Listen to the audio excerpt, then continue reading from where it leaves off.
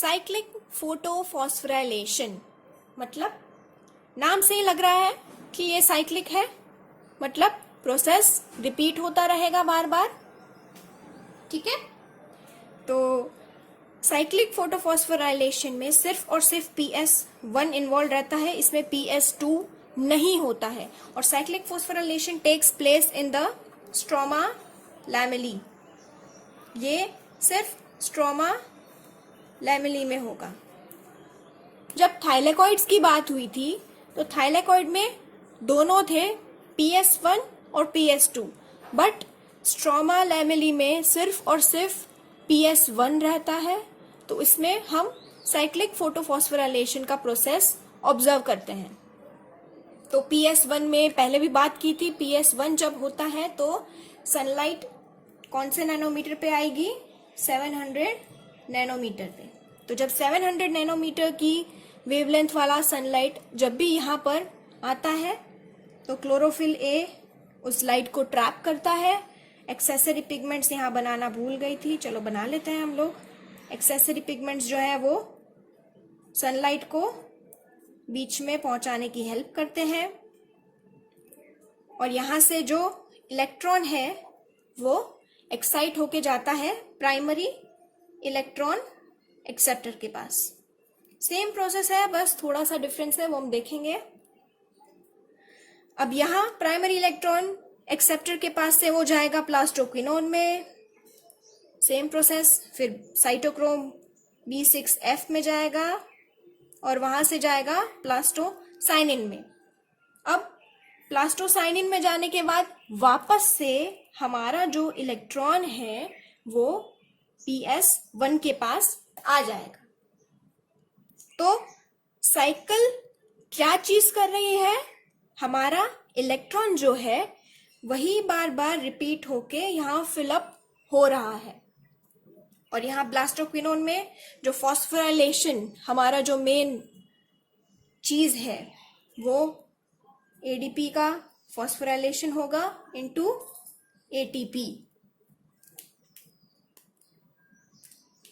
तो ये है हमारा साइक्लिक फोटोफॉस्फोराइलेशन। आप चाहें तो वीडियो पॉज करके सबके स्क्रीनशॉट्स ले सकते हैं।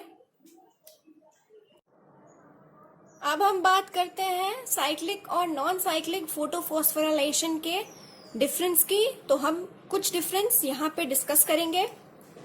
तो हमने बात की थी नॉन साइक्लिक फोटोफॉस्फोराइलेशन में जो यहाँ से इलेक्ट्रॉन ट्रांसपोर्ट होता है वो वापस नहीं आता है हमारे पास। ठीक है, वो इलेक्ट्रॉन वापस नहीं आता है। तो एक सवाल हमारे मन में पैदा होता है कि अगर यहाँ से इलेक्ट्रॉन चला गया, वो वापस नहीं आया, तो यहाँ इलेक्ट्रॉन फिल कौन करेगा। हमने साइक्लिक फोटोफॉस्फोराइलेशन में ये देखा था कि इलेक्ट्रॉन जहां से जाता है वहां वापस चलो आ गया, लेकिन यहाँ इलेक्ट्रॉन फिल कौन करेगा।